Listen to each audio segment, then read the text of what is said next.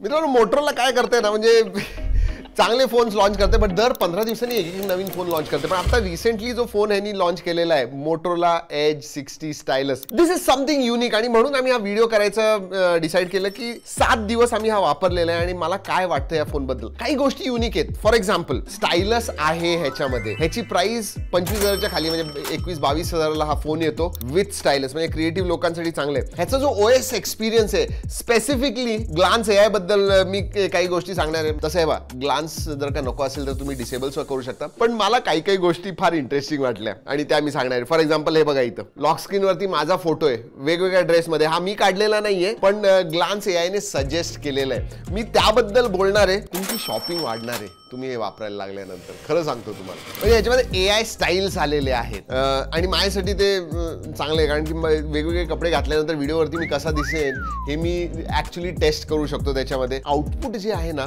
वेगवेगळे dress AI स्टायलिंग्स ते छान दिसतात आणि ते तुम्ही बाय करू शकता. म्हणजे आता काय केलंय त्यांनी माहिती का, लॉक स्क्रीन मध्ये ई कॉमर्स इंटिग्रेट केलेलं आहे. लोकांच्या याच्यामध्ये फायदे आहेतच, पण हो, तुम्हाला वेगवेगळे तुमचे लुक्स डिसाईड करता येईल. कॅज्युअल लुक असेल, लेदर जॅकेट बरोबर असेल, फॉर्मल वेअर असेल, किंवा कुठेतरी बीच वरती तुम्हाला एक वेगळा लुक असेल, आणि दर 24 तासांनी तुम्ही वेगवेगळे असे नवीन लुक्स जनरेट करू शकता. आणि एखादी स्टाईल जर का तुम्हाला आवडली, you can actually go and purchase it. म्हणजे डिरेक्टली तिथं शॉपिंग बॅगचा एक छोटासा आयकन येतो, त्याच्यावरती क्लिक करा, सरळ तुम्ही मिंत्रावरती जाताल and you can buy that look. विचार करा, all through the lock screen. म्हणजे त्यासाठी काही नाही, तुम्हाला एक तुमचा सेल्फी घ्यायला लागतो, अपलोड करायला लागतो, तो 3 मिनिटं अॅनलाइज वगैरे करतो आणि त्याच्यानंतर तुम्हाला हे स्टायलिंग वगैरे द्यायला चालू करतो. But it is fun to be honest with you. आणि स्वाईप वगैरे केलं ना, किंवा लॉक स्क्रीन वरती लुक्स बरोबरच तुम्हाला लेटेस्ट ज्या न्यूज वगैरे असतात त्या सुद्धा दिसतात. वेगवेगळ्या कॅटेगरीज मध्ये, एंटरटेनमेंट मध्ये, टेक मध्ये, इतर पाहिजे असतील त्या न्यूज सुद्धा आता दिसतात. म्हणजे व्हॅल्यू ऍडिशन ग्लान्सने डेफिनेटली केलेलं आहे. नुसतं वॉलपेपर आता जे पाहिजे ते मनाला येईल तसं नाही ठेवलेलं. आता काही काही गोष्टी ज्या तुमच्या फायद्याच्या आहेत, तुम्हाला रिलेटेड आहेत, त्या तुम्हाला ग्लान्स वरती दिसतील.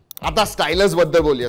महत्वाचं आहे स्टायलस ना, म्हणजे क्रिएटिव्ह लोक असतील ना, ते बऱ्याच गोष्टी करू शकतात आणि इट इज बीन इम्प्लिमेंटेड वेल. ह्याची क्वालिटी वगैरे खरंच चांगली आहे. ॲल्युमिनियम बिल्ड आहे, मेटल बिल्ड आहे, आणि काही काही एआयचे जे फीचर्स आहेत ना, ते खूप छान आहेत. म्हणजे स्केच टू इमेज आहे, म्हणजे काही तुम्ही ड्रॉ करा आणि मग त्याला कन्वर्ट करा, आणि ते सुद्धा वेगवेगळ्या स्टाईलमध्ये, म्हणजे 3D मध्ये पाहिजे, वॉटर कलर पाहिजे, या सगळ्या गोष्टी तुम्ही करू शकता. हँड रायटिंग कॅल्क्युलेटर आहे, म्हणजे तुम्ही 100 + 100 करा, तो ऑटोमॅटिकली 200. म्हणजे कॉम्प्लेक्स आहे, आता मी 100 + 100 सोपं सांगितलेलं आहे, पण जर का काही कॉम्प्लेक्स असेल, 20 × 50 500 + 18 - सो अँड सो, लगेच = करा आणि तिथं आन्सर ऑटोमॅटिकली जनरेट करेल हाताने लिहिल्यानंतर. विचार करा. हँड रायटिंग टू टेक्स्ट आहे, लाईव्ह इमेज आहे, मोटो नोट आहे, OCR आहे, म्हणजे एखादी इमेज वगैरे असेल त्याच्यावरचं टेक्स्ट तुम्हाला पाहिजे असेल ते सुद्धा तुम्ही एक्स्ट्रॅक्ट करू शकता. So all things are there. आणि हो, इम्प्लिमेंटेशन चांगलं केलेलं आहे, so it works quite well. आणि हो, म्हणजे ह्याचा जो स्टायलस आहे ते स्टँड आउट फीचर आहे. Glance AI something unique, something new आलेलं आहे with that AI feature, styling वगैरे. मला माहिती आहे ग्लान्स एआय म्हटलं की जनरली लोक म्हणतात अरे ऍड्स वगैरे, पण नाही,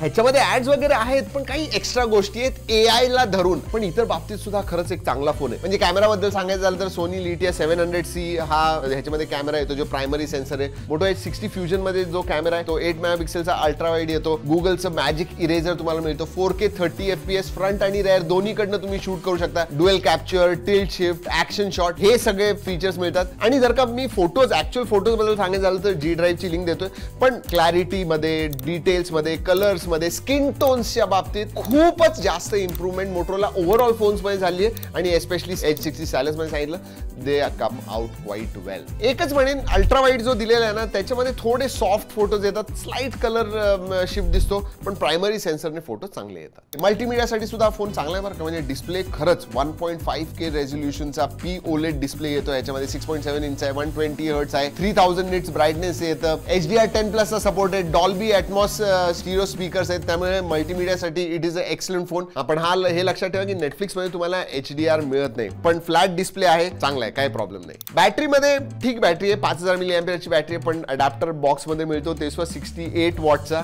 आणि हो 15 वॉट वायरलेस चार्जिंग सुद्धा मिळते. म्हणजे 21-22 हजाराच्या फोन मध्ये वायरलेस चार्जिंग फारच रेअर आहे आणि दिस वन गिव्स इट. म्हणजे दिवसभर तुम्ही बॅटरी वापरू शकता याची, काही प्रॉब्लेम नाही.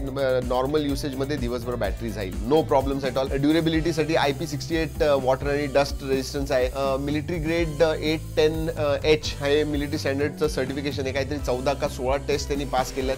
तर पडला बिडला काही झालं, असं फोन असा पडला, काही होणार नाही त्याला. एखाद्या वेळेस हे फक्त बाहेर येईल, पण तुम्हाला आतच घालायचं, बाकी काही होणार नाही. एक गोष्ट सांगतो तुम्हाला, हा परफॉर्मन्स फोकस्ड फोन नाहीये, तरी सुद्धा डिसेंट चिपसेट येते. 7S Gen 2 हा प्रोसेसर येतो. तुम्ही BGMI स्मूथ एक्स्ट्रीम वरती खेळू शकता, 60 FPS वरती, नो प्रॉब्लेम्स. बेस वेरियंट तुम्हाला 8GB RAM, LPDDR4X RAM type आहे आणि UFS 2.2 स्टोरेज टाईप आहे, पण 256GB येते, 8/128 नाही. So storage is good. फक्त एवढंच की आम्ही जितकं काही वापरलं, UFS 2.2 च्या जागी 3.1 असं चांगलं असतं. 2.2 मुळे थोडे स्टटर्स वगैरे आम्हाला कधी कधी नोटीस झाले. That is because of UFS 2.2, not because of the CPU I think. OS बद्दल सांगायचं झालं तर Android 15 येतं, हेलो UI त्याच्यावरती आहे, 2 वर्षाचे मेजर अपडेट्स येतात. आणि फीचर्सच्या बाबतीत सांगायचं झालं तर स्मार्ट कनेक्ट जो फीचर आहे, सीमलेस कनेक्टिव्हिटी. तुम्हाला समजा मोटोरोलाचा टॅब असेल किंवा लॅपटॉप असेल, सीमलेस कनेक्टिव्हिटी मिळते तुम्हाला स्मार्ट कनेक्ट सारख्या फीचर्समुळे. मोटो AI चे फीचर्स, मोटो सिक्युअर, डेटा प्रायव्हसीसाठी या सगळ्या गोष्टी आहेत. म्हणजे तसं सांगायचं झालं ना तर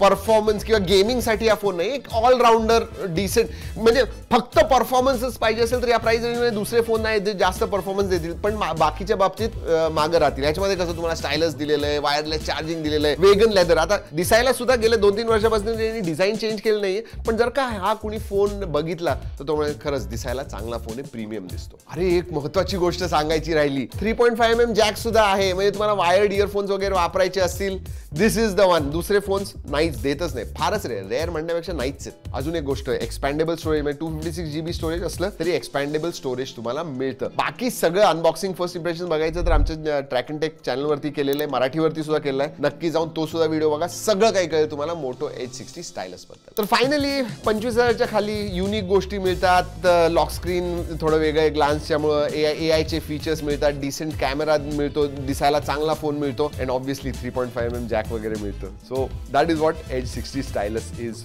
फॉर यू. पण मित्रांनो, तुम्ही सांगा तुम्हाला कसा वाटला हा फोन? तुम्ही विकत घेतलाय का? आणि तुम्ही जर का वापरला असेल, तुमच्याकडे आला असेल तर तुम्हाला कसा वाटला? काय चांगलं वाटलं, काय इतकं चांगलं वाटलं नाही, हे नक्की कमेंट्समध्ये सांगा. चला मित्रांनो, या व्हिडिओमध्ये एवढंच. पुढच्या व्हिडिओपर्यंत जय हिंद, जय महाराष्ट्र.